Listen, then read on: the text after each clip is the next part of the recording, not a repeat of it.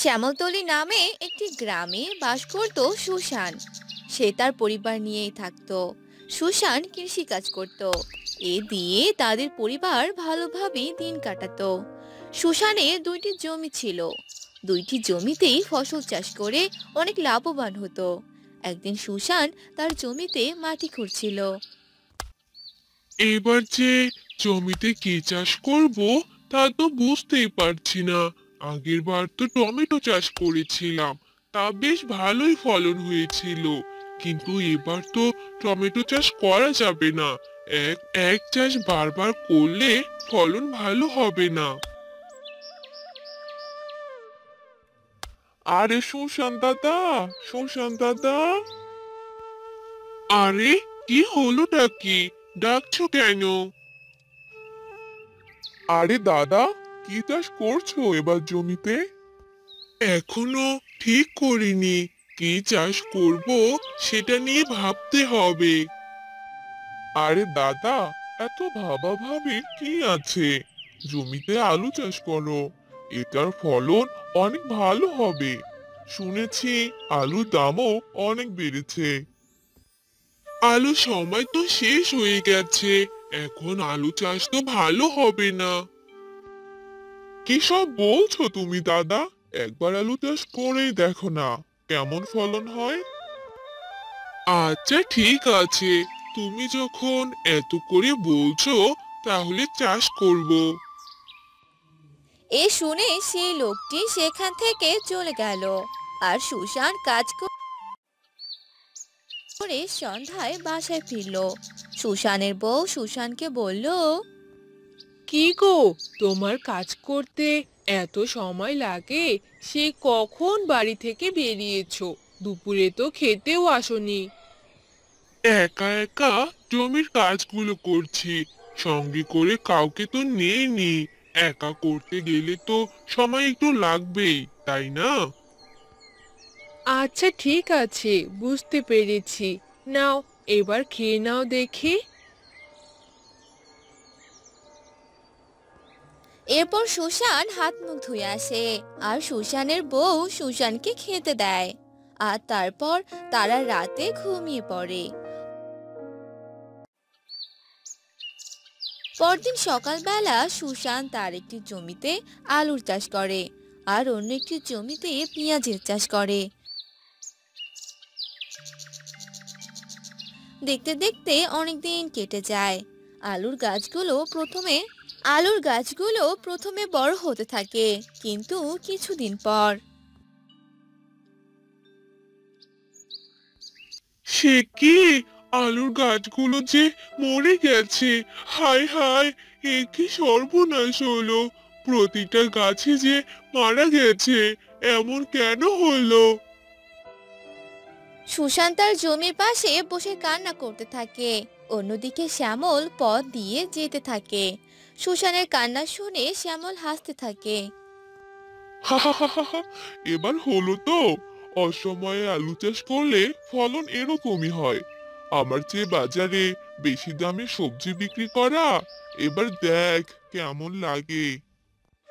শ্যামল হাসাহাসি করে সেখান থেকে চলে গেল। আর সেবার শ্যামল সবার চেয়ে বেশি দামে সবজি বিক্রি করলো। এসব দেখে সুশান বলল, আমি কেন যে শ্যামলের কথা শুনতে গেলাম, যার জন্য আমার এই অবস্থা হলো।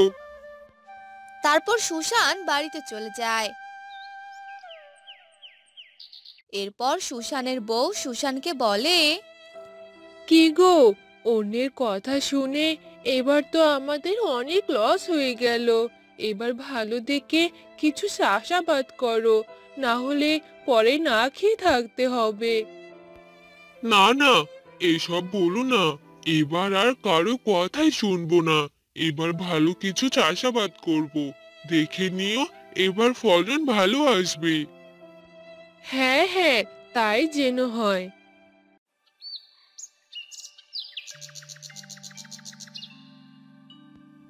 এর পরের দিন সুশান তার জমিতে গিয়ে জমি চাষ করতে লাগলো। তখনই সে একটি কলসি দেখতে পেল। আর সেই কলসিটা খুললো। আরে, এই কলসির ভিতরে আবার কি আছে? কোনো সোনা দানা আছে নাকি? এই ভেবে সুশান কলসির ভিতরে তাকায়, কিন্তু সেখানে কোনো সোনা দানা ছিল না। সেখানে কিছু বীজ ছিল। এসব দেখে সুশান বলতে লাগলো, আরে, এগুলো আবার কিসের বীজ? এমন বীজ তো আমি এর আগে কখনো দেখিনি।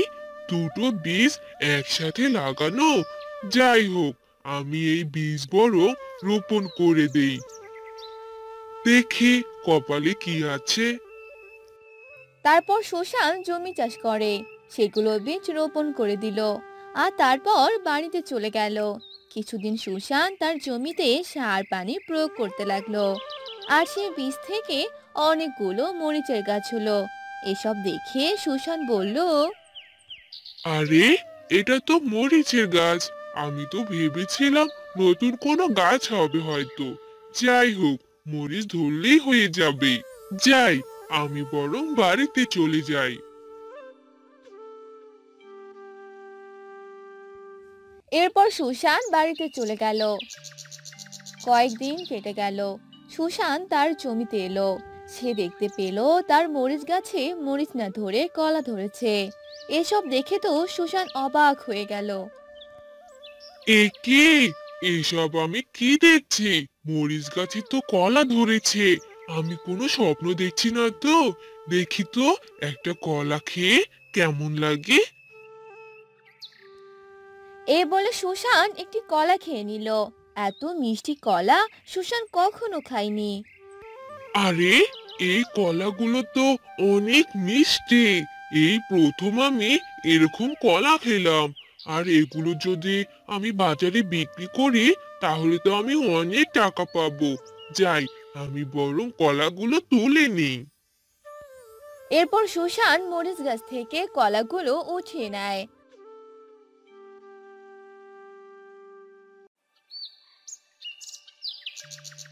আর সেগুলো বাজারে বিক্রি করে। আর কিছুক্ষণের মধ্যে সবগুলো কলা বিক্রি হয়ে যায়। আর সুশান অনেকগুলো টাকা পায়। বউ এতগুলো টাকা দেখলে তো অনেক খুশি হয়ে যাবে। যাই যাই, বউকে গিয়ে টাকাগুলো দিই। এরপর সুশান বাড়িতে চলে যায়, আর বউকে গিয়ে সব কথা বলে। এসব শুনে সুশানের বউ অনেক খুশি হয়ে যায়, আর বলে, এ তুমি আমাকে কি শোনালে গো? আমার তো অনেক আনন্দ লাগছে। এবার তো আমরা বড় লোক হয়ে যাব। হ্যাঁ গো, তুমি একদম ঠিক কথাই বলেছো। এই টাকাগুলো ভালো করে রেখে দিও। আচ্ছা আচ্ছা, ঠিক আছে। এরপর তারা রাতে ঘুমিয়ে পড়ে। এভাবে আস্তে আস্তে তারা অনেক ধনী হয়ে যায়। আর ধনী হওয়াতে তাদের মনে অনেক হিংসা লোভ জাগে। কখনো কাউকে কোনোভাবেই সাহায্য করতো না। কিন্তু একদিন সুশানের বাড়িতে এক বৃদ্ধ মহিলা আসে, আর বলে, বাড়িতে কেউ আছিস?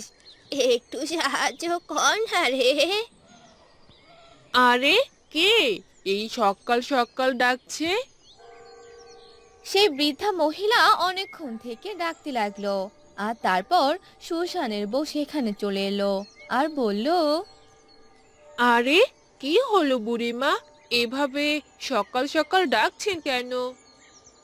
আমাকে একটু সাহায্য কর না রে মা, আমায় একটু খেতে দে।